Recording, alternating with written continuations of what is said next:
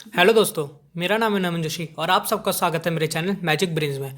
आज की वीडियो में मैं आपको दिखाऊंगा कि मेरा शॉर्टेस्ट टाइम क्या है क्यूब सॉल्व करने का। तो चलिए शुरू करते हैं। सबसे पहले मैं इसको स्क्रैम्बल कर लेता हूँ और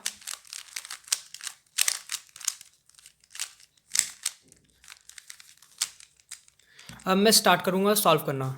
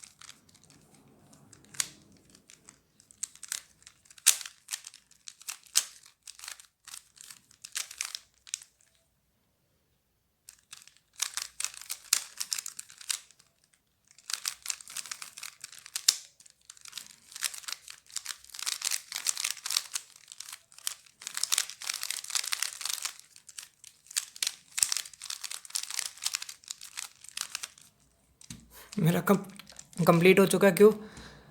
तो अगर आपको वीडियो अच्छा लगा हो प्लीज़ लाइक करें, चैनल को सब्सक्राइब करें और अपने दोस्तों के साथ शेयर भी कीजिए। Thank you.